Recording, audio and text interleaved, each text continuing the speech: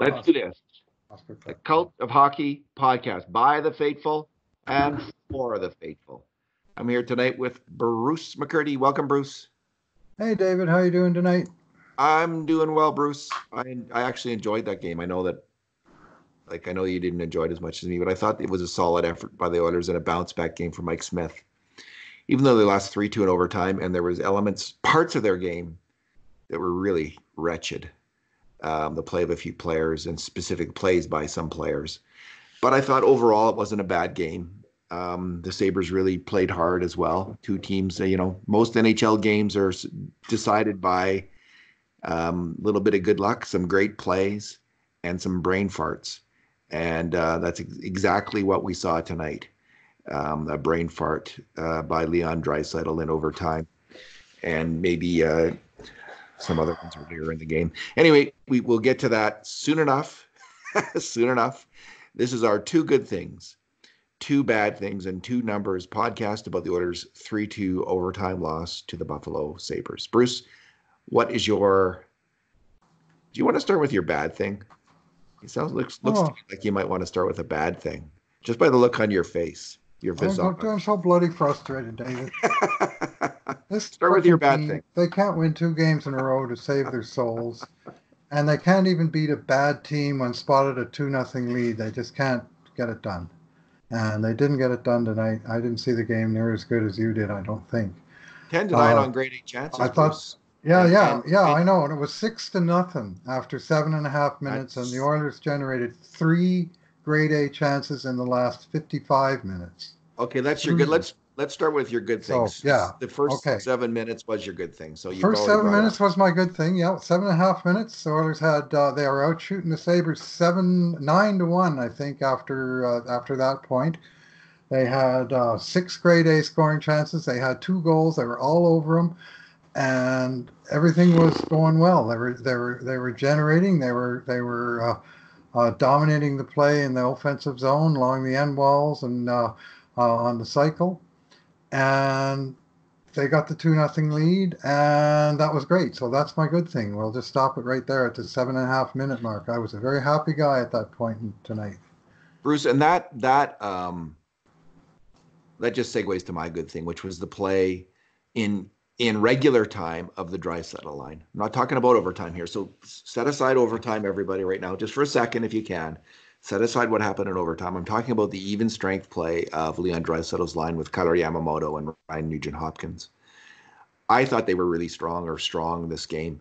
And they had a 30-second offensive zone sequence in the first period that ended up with Nugent-Hopkins scoring, which was about as pretty a passing sequence, virtuous cycle, as I like to call it, as we've seen from the Edmonton Oilers ever. I mean, it was absolutely fantastic passing by 5 strong offensive players. And so I'll just go through what happened. It was 30 seconds, 13 passes. Yamamoto to Draisaitl, to Nugent-Hopkins, to Draisaitl, to Klefbom, to Nugent-Hopkins, to Bear, to Draisaitl, to Bear, to Nugent-Hopkins, to Klefbom, to Draisaitl at the point. He puts a shot on net that Yamamoto tips, rebound, Nugent-Hopkins scores. It was fantastic, and this line created other dangerous chances through the game. I thought Nugent-Hopkins and Draisaitl historically haven't played that well together. This was probably their best game together. And it was I thought Draisaitl had a bounce.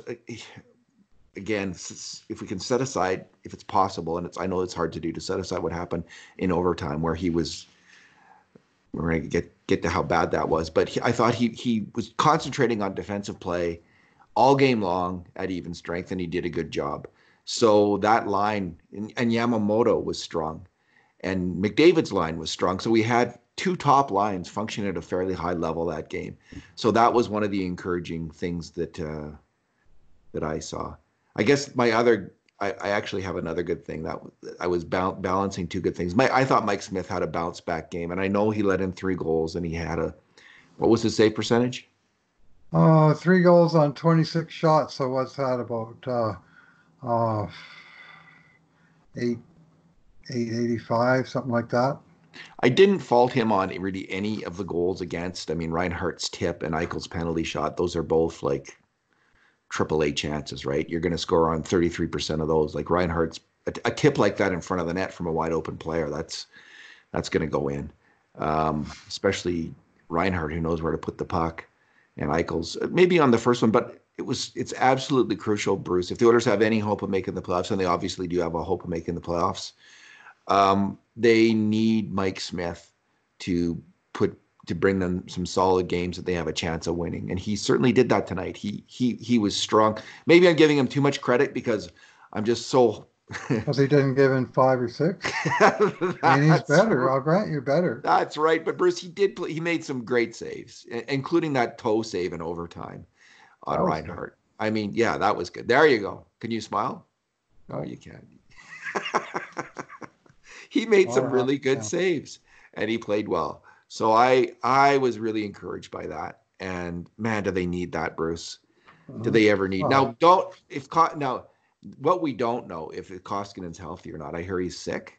That was someone told me on Twitter that he's sick, but I'm a little worried that he's injured based on that play early in the third period. And if that's the case, they're going to really need Smith. Now, who knows? Like you say, like Kat Silverman, she knows goalies, you're saying, and she said this is a streaky goaltender, Mike Smith.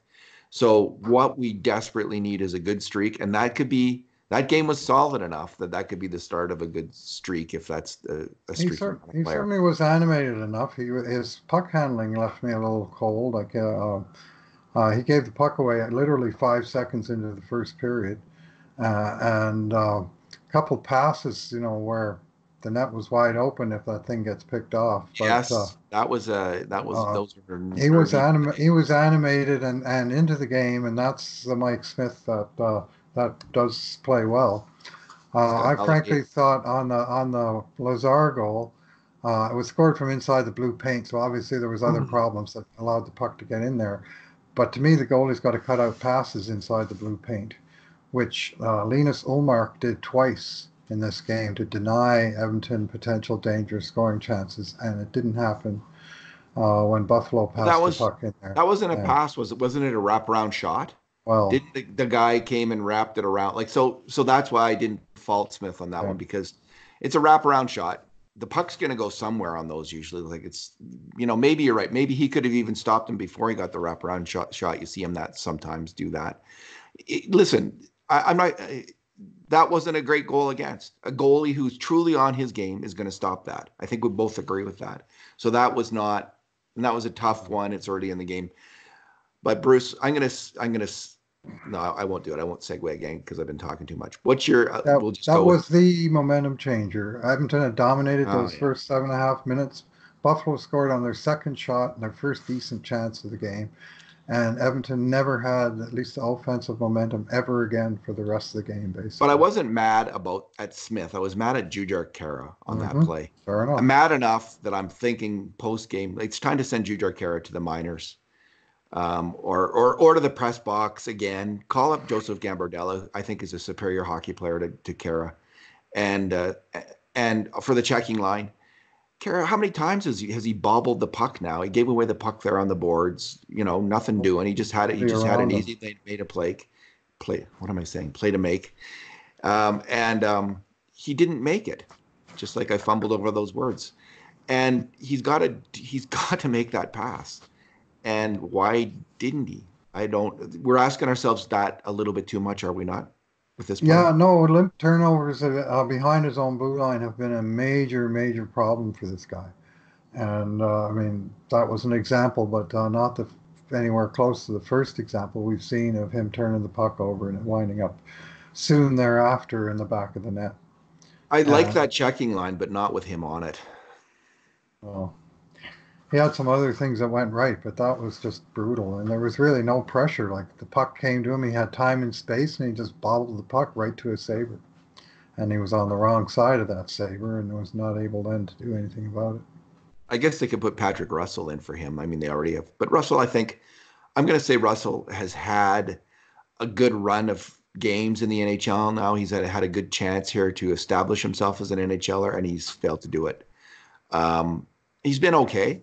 But yeah. I wouldn't mind seeing Gambardella. Now, I wonder if Russell was sent down. I doubt he would be claimed. What do you think? They sent Patrick Russell down. I have no idea. But There's a chance he might be, Clint, because he's been okay. I'm sure he's impressed some of the teams that I he's wouldn't played mind if they against. risk sending Jujhar Khaira down to the minors and risk losing him because he's got another year left. What is he earn, $1,200,000 or something like that? Like he's not paid the league minimum. Hmm. So if he's picked up, so be it. I mean, I don't think. How many years has it been now? Like this up and down, inconsistent play, bobbling of the puck. What's your bad thing, Bruce? I'm going to go with the defense pairing of Darnell Nurse and Chris Russell. Great fears that many Oilers fans had about their ability or otherwise to move the puck out of their own zone Yeah, was seen time and again with not only not getting the puck out of their own zone, but twice when they did get it over their own blue line, absolutely lame turnovers in the neutral zone that led to 10 Bell chances against. Uh, in particular, one by Nurse just after the Oilers had killed off a penalty where he came out on the wrong wing and he decided to make a soft pass up the boards to Draisaitl, I think it was, that got picked off.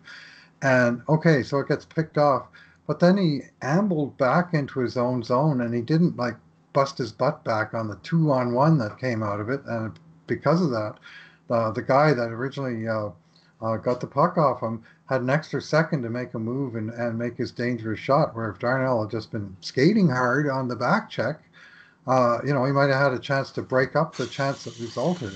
And I don't know where his head was on that play. When you make a mistake in this game, you need to bust your butt to try and cover yourself off and your team off. And that just was missing on that play.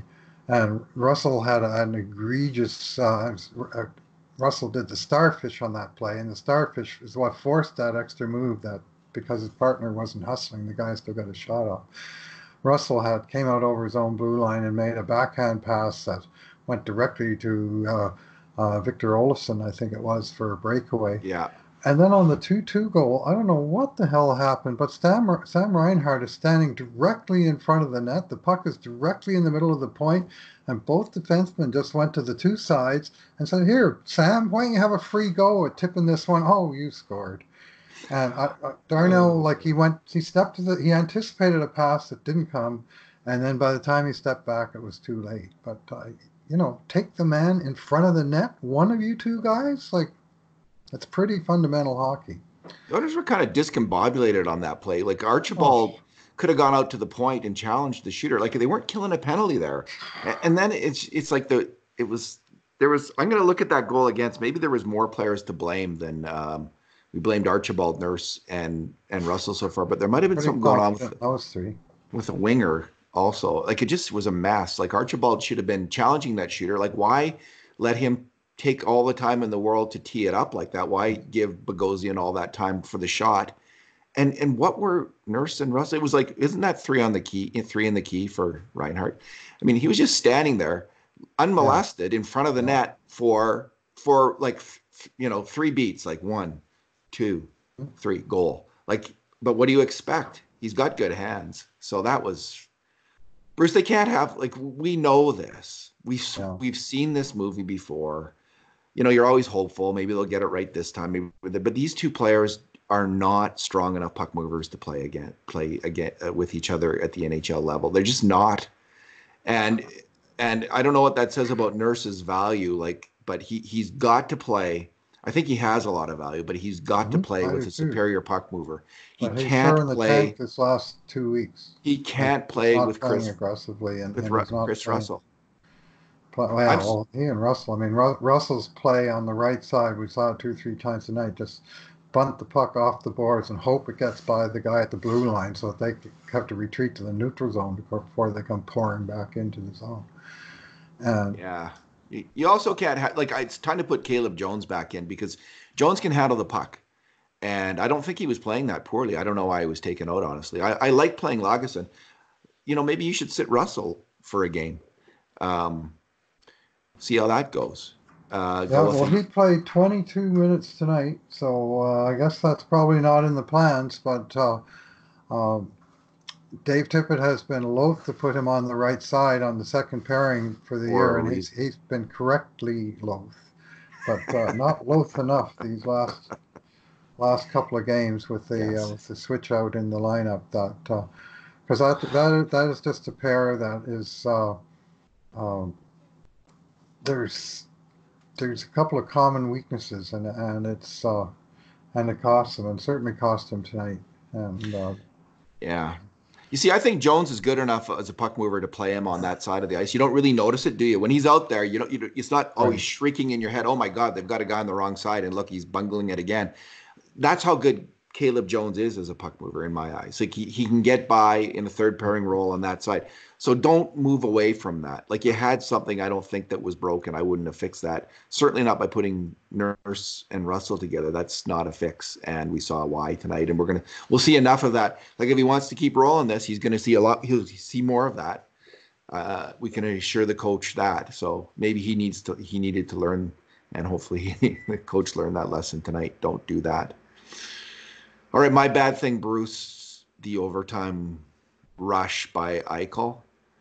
I don't really, we tag Clefbaum on the play. Clefbaum, did get beat by him, but really, the defenseman in that moment. I guess the strategy was keep Clefbaum on Eichel because he's the main focus.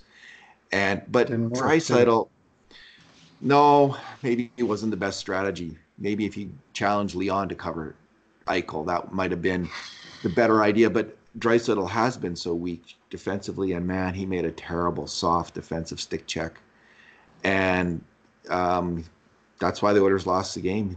Eichel went in there on the breakaway, led to a penalty shot and a grade A chance, and an unbelievable acrobatic save. So by Smith, all of that was on maybe a bad strategy by the coach. I don't know. Maybe just Leon Draisaitl blowing the play.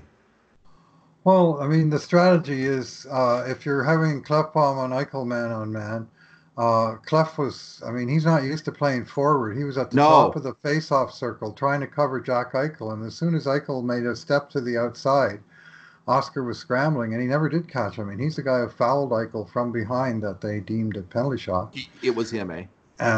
Yeah, that's what it says on the game sheet here. Yeah. Is that it was on Clefbaum for hooking. Pretty soft penalty shot, but well, he didn't get a shot away, and he was in alone, so that was what the ref saw. So I mean, Oscar just didn't judge his angles right, or he was too deep. And then you have Draisaitl trying to come over to cover Oscar's man, but he's not a defenseman, and that play coming across the ice laterally in the neutral zone, that's a defenseman's kind of play. Like if Draisaitl's a deep forward and Clefbaum's out of center, I think that's less likely to develop into the catastrophe that it did. So you're saying it's on the coach? Well, I'm saying it's on the circumstances. I will say this, Ralph Kruger +1 for putting Curtis Lazar in to win the face-off in overtime, and Edmonton never touched the puck, except for Mike Smith. They never once touched the puck in a minute and 9 seconds overtime. It's a third straight overtime game that they've lost, and they were minute 14, minute 13, minute 9. Each time their first trio played the entire time, spent it in chase mode, and then got beat at the end of a long shift. So maybe the other teams have got it figured out, and maybe Tippett's going to have a look at a strategy. Maybe he should send Riley Sheahan in to win the draw, and then have him switch out for somebody, because Draisaitl's pretty good on faceoffs. He had a good night on faceoffs, but Lazar owned him in the last 10 minutes of the third period. Kruger made that adjustment down the stretch of that game, and Lazar won a few draws, and he won that one. And he got the hell off the ice, and they put out Reinhart, and like I say, Edmonton never once touched the puck. There was one time I thought McDavid had a real good shot at it in the neutral zone, and he didn't even seem to want to go get it. So Buffalo kept possession that time. Yeah, was, I mean, these are tiny little things, but you got to have the friggin' puck. If you want to get it done in overtime, get the puck. Either win the bloody draw or go out and check somebody and take it off them. I mean, it's just, I don't know. It's just so frustrating to watch. It's like they don't want to hustle, Bruce. It's like they don't want to hustle because they want to conserve their energy, so when they get the puck, they can have energy. If they get the puck, but you got to hustle. When they got it, if you get it. It hasn't been working in overtime for those guys, and it's partly because tonight, we'll just kind of conserve our energy when we don't have the puck. But like you say, that leads you not to hustling to win the puck, and I don't know, it's not working. Yeah, didn't work, and that was Now that was a good catch by you on the Lazar face-off. That was I hadn't noticed that. But Yeah, yeah. In a the third key period, it moment. happened a couple of times, and it was key. But you got to make that play, Leon Draisaitl. You got to back up. You got to defend, and that didn't happen. All right, what's your number? My number tonight is +1, and that is the plus minus of the much maligned Leon Draisaitl, who officially was +1 in regulation, and officially was not a minus in overtime because penalty shots are not scored on the plus minus scale at all. It's the shooter against the goalie. So even the guys that are responsible for the chaos don't get charged with it. So Leon, after an incredible run of minuses where he had 8 minus games in a row, he finally had a break even, and he followed that up with 8 more minus games in a row. I mean, literally, I have never seen the like. And I'm not sure you could find this on the 1974-75 Washington Capitals. Like, I just don't understand it. But tonight he was +1, and he was really good. Other than the one power play Edmonton had that was basically garbage, and then that shift in overtime, and all the time that Leon was driving his own line, as people like to say, he was fine. He actually had a pretty good game, and his line had a good game. You know, guess what? He had two actual talented, skilled, fast wingers on his line, as opposed to what he usually gets on the, on the second unit, and they had it going on. Like Kari Yamamoto, he was terrific in this game. I really liked Yamamoto's game. Yeah, Yeah, I gave him a 7, well-deserved 7. yeah, yeah, well earned. He uh, he played well. Bruce, my Both ends of the ice too, eh? yeah, he made some good defensive plays. So did Yeah. Nugent Hopkins. So did Draisaitl. It was just an overtime. And the more I think about it, the more I think that that strategy of having Clefbaum cover Eichel was not the best idea. If that was indeed the strategy, maybe that's just how it developed. Like everyone take a man and stick with them. But Clefbaum, usually the winger kind of hangs back, and or excuse me, the defenseman usually hangs back and is there at the blue line. Like Oscar Clefbaum doesn't make that mistake that Draisaitl made at the blue line. He would have backed in. Right. Okay, my number, Bruce, is 1209, and that's Adam Larson's ice time. And that's interesting to me as well because I thought he'd been playing really well. I guess maybe it's more comment on them not fully trusting William Lagesson. And well, Lagesson did get beat, at least on one play, which led to a really dangerous scoring chance for the Buffalo Sabres. So maybe he only played 922. So maybe just because they were afraid to put out Larson got that little playing time. But I don't think that's a very good idea. Larson is a good hockey player. He's a better hockey player, I think, than Chris Russell.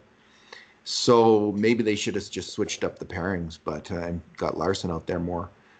But I don't see in that game playing Nurse 24-41 when he was having maybe his worst game of the year, one of his worst games of the year. Russell, like you said, 22 minutes for Russell, and Larson only 12:09. Doesn't make any sense to me. Yeah, our coach got some explaining to do after tonight's game, I think. But anyway, and here's a bonus number for you. The last four third periods, going back to the Vancouver game just before Christmas, the Oilers have been outscored 9-1. And if you take out empty net goals, it's 8-0. They haven't scored a single goal in the last four third periods on a goalie, and they've given in 8. And twice they had a lead and blew it in Vancouver, and again tonight. And once they had a huge lead and nearly blew it on Sunday night against Rangers. And once they were behind and they never had any pushback against Calgary. And that's, I don't know what it takes to get the team to play a full 60 minutes. But, you got a 2-1 lead in the third period in this league. You got to make it stand up. You got to find a way to either build on that lead or not make blatant mistakes like they did on tonight's tying goal. Well, what would do it is, I think so. On the plus side, because we have been negative here, but on the plus side, I think what it will take for them to do it is solid defensive play from their top three centers. Nugent Hopkins, Draisaitl, and McDavid, and usually one of Mostly them. they got that tonight. And mostly they got that tonight. So I was encouraged by that, and I was encouraged by Mike Smith's play. I thought Ethan Bear and Oscar Klefbom were generally really, really strong together. I just love the way they're smart hockey players who can really move the puck. And it's nice to see two really good puck movers work together. I mean, when was the last time we saw that in Edmonton? Because usually when you have one of them in Edmonton, you have to put in with one of the guys who can't move the puck to balance things out. But they decided to go with these two guys together, and I've really liked the results. It's fun to watch the Oilers have that kind of passing that exists when they're together. So those two guys are rolling. I just think they need to play Caleb Jones. He's a better puck mover than the other four guys who played tonight, including Darnell Nurse. I mean, if you just count passing the puck as opposed to rushing the puck, because Nurse does well there. They got to get Jones back in the lineup and Jujhar Khaira out of the lineup. I like the top two lines, and let's hope that Smith can keep this good play up and that Koskinen isn't nicked up or hurt or anything like that. So. Yeah, we'll have a chance to turn it around on Saturday morning, but they're playing a lot tougher team than they were tonight. I mean, this is the annoying thing. Like, Buffalo is a beatable team. And So is Boston. Oilers have lost the season series, both games of the season series to Buffalo now 3 times in the last 4 years.